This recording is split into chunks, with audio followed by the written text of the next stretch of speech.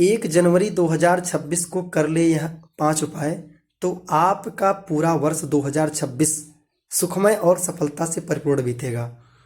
क्योंकि इसी दिन प्रदोष का व्रत है और पहला महीना 2026 = 1 होता है। मतलब फर्स्ट मंथ 2026 = 1 और 1 का जो मूलांक होता है वो भगवान सूर्य का होता है। यह वर्ष भगवान सूर्य संचालित करेंगे, खासकर उन व्यक्तियों के लिए जिनका नाम अ नाम से, च नाम से, ल नाम से और र और स नाम से पढ़ रहा है। तो इन व्यक्तियों के लिए विशेष है। आपको करना क्या है? सबसे पहले आप जब उठेंगे, जब सूर्योदय से पहले, ब्रह्म मुहूर्त से पहले उठेंगे, तो उठने के पश्चात आप अपने हाथों को इस तरह से करेंगे। अपने हाथों को जो अपने कर को देखेंगे, बोलने के पश्चात क्या बोलेंगे? आपको एक मंत्र बोलना है। कराग्रे वसते लक्ष्मी, कर मध्ये तु सरस्वती, कर मूले तु स्थे ब्रह्मा, प्रभाते कर दर्शनम। इस मंत्र से अपने दिन का प्रारंभ करेंगे। फिर उसके बाद जैसे ही आप अपने आसन से उठेंगे तो सर्वप्रथम देखेंगे कि किस नासिका छिद्र से श्वास का आदान और प्रदान हो रहा है, कि अर्थात किस नासिका से हमारी सांस की आवाजाही हो रही, निकल रही, आ रहा है, जा रहा है। अगर बाएं नाक से, मतलब इधर से निकल रहा है, बाएं नाक से निकल रहा है, तो आप बायां पैर जमीन पर रखेंगे और दाहिने नासिका छिद्र से अगर सांस निकल रही है, श्वास निकल रहा है, तो आप दाहिने पैर को रखेंगे। रखने के पश्चात एक मंत्र बोलना है। वह मंत्र क्या है? ओम वर्द मूर्तये नमः। क्या बोलना है? ओम वर्द मूर्तये नमः। इस मंत्र का जाप करने के पश्चात जो भी आपके पास कामना होगी, धन दौलत, गाड़ी शोहरत, गाड़ी के पास, उसके बाद बंगला, जो भी आप चाहते हैं, पुत्र की प्राप्ति, जो भी चाहते हैं, अपने मन को धारण करने के पश्चात अपने मन में बोलेंगे।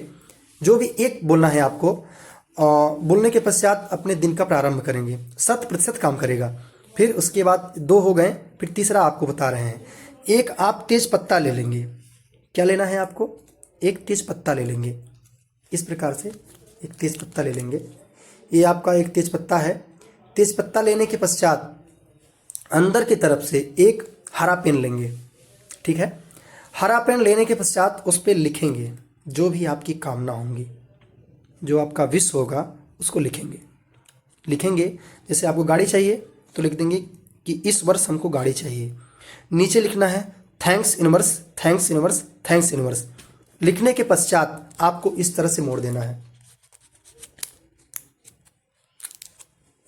और फिर इसको किसी तागे से फोल्ड करने के पश्चात इस तरह से 3 बार बांध देना है। बांधने के पश्चात आपको किसी पात्र में इसको रख करके उस पर हल्का सा हल्दी छिड़क करके जला देना है। जला करके जो इसका राख बचेगा उसको तिलक कर लेना है।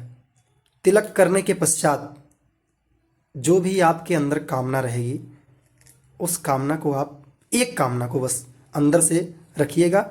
और फिर तीसरा उपाय हो गया। फिर चौथा उपाय आपको मैं बता रहा हूँ। चौथा उपाय यह है कि आप सर्वप्रथम जब आसन पूजा पाठ करने जाएंगे, जिस नित्य पूजा करते हैं उसी तरह से आपको पूजा करना है।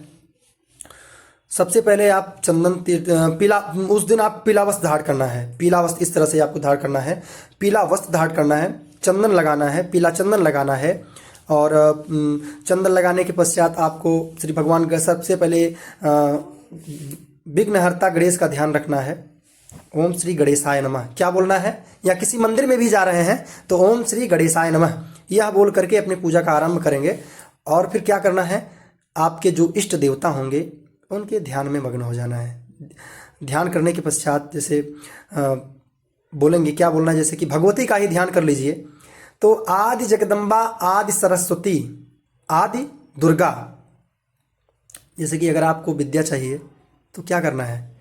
विद्या पाने के लिए महामाई, महाशक्ति, महाजगदम्बा, वाक की अधिष्ठात्री देवी, माँ सरस्वती का हम ध्यान करते हैं।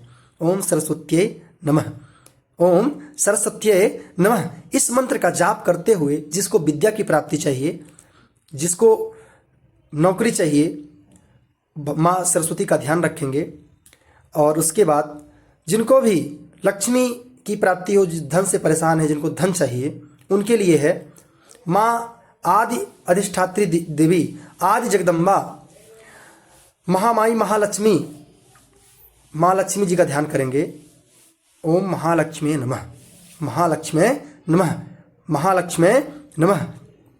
इस मंत्र का जाप करते हुए एक अष्टक होता है, महालक्ष्मी अष्टकम, महालक्ष्मी अष्टकम। इस अष्टक का आप पाठ करेंगे, कर पाए तो यह आपके लिए धन के लिए तो एकदम बहुत ही बेजोड़ उपाय है, क्योंकि यह कभी खाली नहीं गया है। ये आदि सनातन से चला आ रहा है कि अगर आप महालक्ष्मी अष्टकम का पाठ कर लेते हैं तो यह निश्चित ही फल देगा। इसके विषय में मैं बाद में वीडियो बनाऊंगा।